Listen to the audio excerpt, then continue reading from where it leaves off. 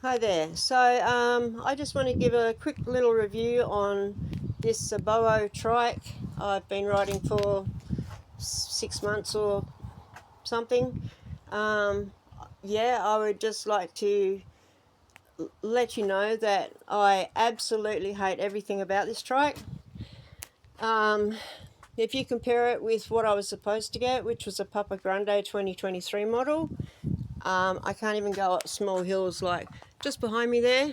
It's easy for us to go along the road there and up that hill, but the trike won't make it, and it won't make it that way either. So, yeah, I hate everything about it. When you're out in the sunlight, you can't see anything on the screen, it may as well be off. I've put these little mirrors on. That's all I could afford at the time, but they are absolutely shit. Yeah, they're no good at all. They need to come off. It needs to have professional ones put on. I think every trike should actually have them for safety because, well, just because. These handle grips are horrible. Should have some sort of like nice soft foamy ones or something given to you, you know. If you're going to save like nearly $2,000 on a trike by giving a NDIS participant a different model, then at least put a seat on that is tolerable for more than 5 to 10 minutes. That is the most uncomfortable thing ever to sit on. It's like two jagged rocks on the edge of a cliff.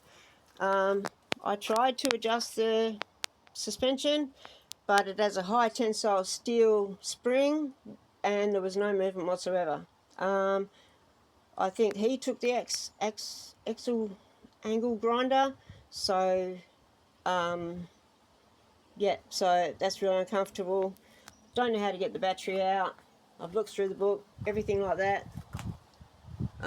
Yeah, I don't know, might be stuck. It's got one gear, which is just called shit gear to me. Pedal assist is, you know, whatever. The mudguard is so flimsy, it's kind of like, it's moved a bit, and it's, when I was just out 5 minutes ago, it was on the tyre a bit, grinding. So yeah, they're shit. Yeah, there's nothing else to say about it because it doesn't do anything. It doesn't go up sliding inclines.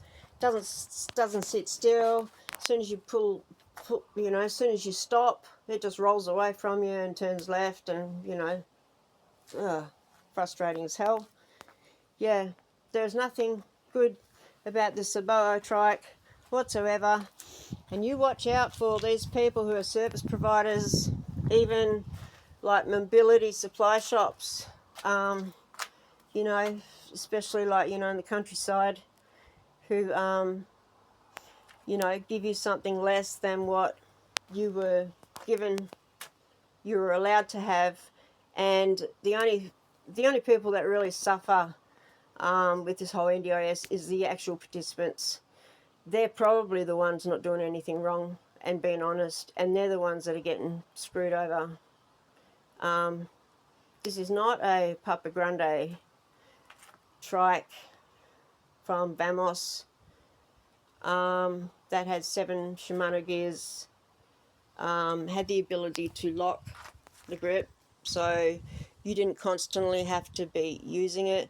There is a reason why I couldn't ride a Ducati anymore, and you've just given it to me on a very depressing, you know, bad consolation prize. You can't lock the throttle while you're going, so you have to constantly be in that tension and holding it. It's on the right hand side. Most people who are elderly or who would need a trike in the first place have issues with their RSI, right? So their wrists, something to do with their shoulders, their elbows, whatever. And the right hand is what we've used our whole lives, and it's worn out. The throttle should be on the left, right?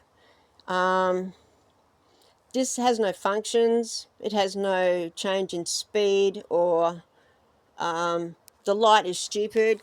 All the light does is stops the shockies from moving because the light hits the basket and then it doesn't go any further. So that's a bit like the seat. That's wonderful. Yeah, no, absolutely hate it. That's wrong. I might put another video out on you know, some of the things that has happened personally since I've been with the NDIS, and how everybody out there is benefiting except the participant. Oh my God, no, I'm grateful. Hell yes, I'm grateful to have the trike, because the dogs wouldn't be going out at all, and you know, I may as well give them to someone, you know, because they wouldn't have their best life if it was left up to me to be able to walk them every day. So, you know, it's of incredible importance. And while I was waiting the first time, the wait killed me, you know, because I couldn't wait to take them out. And they're happy about it, you know, when they get to go out, they're happy. So it's just the fact that what was paid for wasn't what was delivered, and I think that happens a lot. And, you know, I think we should all speak up and you know, tell people, and you know, your experience of what effed up things have happened while you've been an NDIS participant. Yeah. Alright, that's all for now.